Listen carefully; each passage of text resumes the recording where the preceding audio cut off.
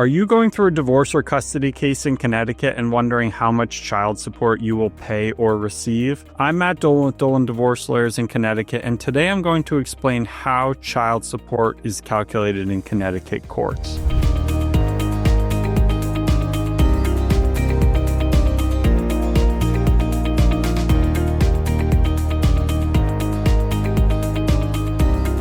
Now, first off, you should know that child support in Connecticut is driven by a formula, which is laid out in the child support guidelines.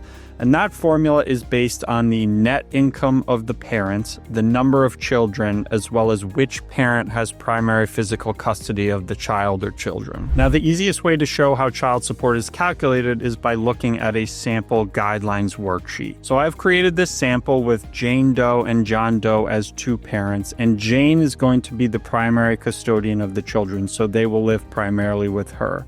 They have two children, Christopher and Julie, and you fill out the form by adding everybody's income. So line 1 will have the gross weekly income of both parents, and then you'll look at lines 2 through 12 to come up with all of the relevant deductions. So you will fill in the weekly federal income tax deduction for each parent, the Social Security tax deduction for each parent, etc. Now, it's important to not just use the withholdings that are on a pay stub, because a parent can either over withhold or under withhold from their taxes. The numbers you want to put in are the actual taxes that will be paid on a year-end basis. So you will probably want to consult with an accountant to calculate the taxes that will be paid based on the gross weekly income of the parent. So you take all of these deductions and you add them up, and line 13 will have the total deductions, and then line 14 will have the gross income minus all of those deductions to come out with a net weekly income for each parent. Now, line 15 has the combined net weekly income for the parents, and that is by adding both the numbers on line 14. And line 16, you need to come up with the basic child support obligation. So this you get from the Connecticut Child Support Guidelines worksheet table. So if you do a Google search for the Connecticut Child Support Guidelines, you'll find the 2015 version, which is the most recent version, and you're going to look for this table, which is on around page 43 of the PDF. And again, you're looking at the combined net weekly income to come up with that total child support obligation. So you're looking for $2,960. So the first column has the combined net weekly income. So you're going to scroll down and look for that $2,960. And then you're going to come over to the column for the number of children. So in this situation, there are two children, and you're going to the $2,960 column, and you're coming over here, and the two children column has a weekly child support obligation of $615 per week. So if you go back to the guidelines worksheet, that is what you're going to put into line 16. And then you have to come up with each parent's percentage share of the combined net weekly income. So you do that by taking Jane's income of $2,034 and dividing that by $2,960, the combined net weekly income, and that gives Jane 68.72% of the combined income. And if you do 923 divided by 2,960, that gives John 31.28% of the combined net weekly income. So then you have to come up with each parent's share of the child support obligation on line 18.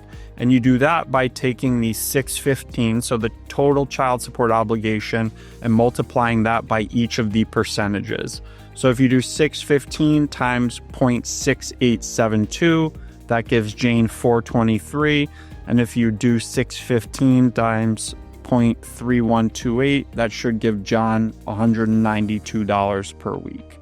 And that will go on lines 18 and 20. And then you have to come up with each parent's net income after child support is paid. So again, in this scenario, Jane is the primary custodian, so she will have the children and John will be paying Jane child support. So because of that, the $192 per week, which is John's number, that is the child support figure. So you then have to take each party's net income and adjust that to come up with the net income after the payment of child support. So you'll take John's net weekly income of $923 and subtract $192 because he is the person who is paying child support. So his net weekly income after the payment of child support is $731 a week. And then you'll look at Jane's net weekly income of $2034, and you will add the $192 to that to come up with $2226.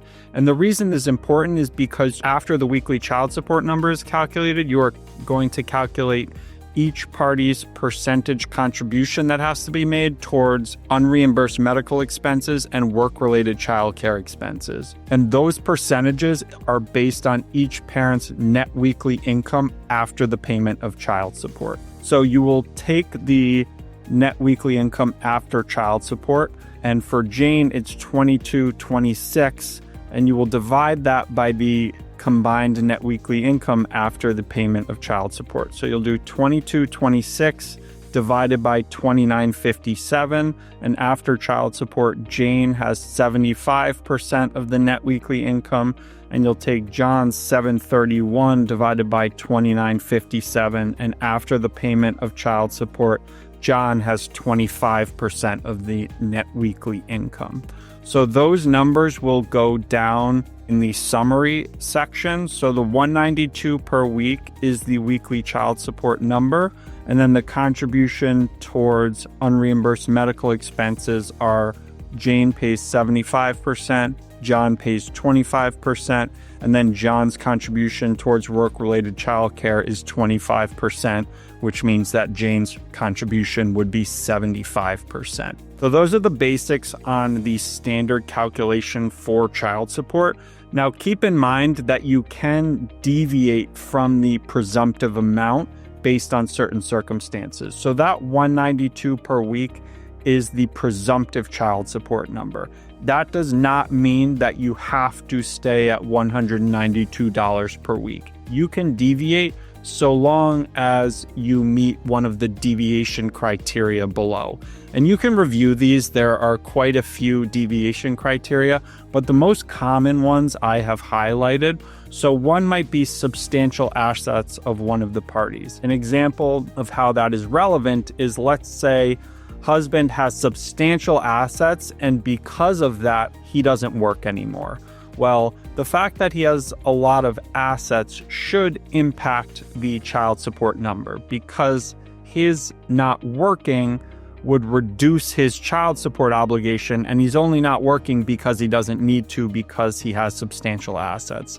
So in this scenario, let's say John has substantial assets, that would presumably increase his child support obligation. There might be a deviation from this 192 up to a higher number based on the fact that he doesn't work very much because he has a lot of assets. Another deviation criteria is a parent's earning capacity.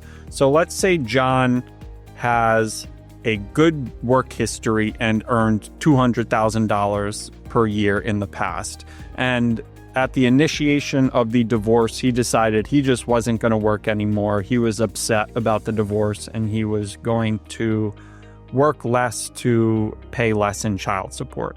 Well, that's not fair to Jane, and the child support is based on, in that scenario, on his earning capacity. So you can deviate from this 192 per week if you feel that John has an earning capacity well above the $1,200 per week, which is on the child support guidelines worksheet.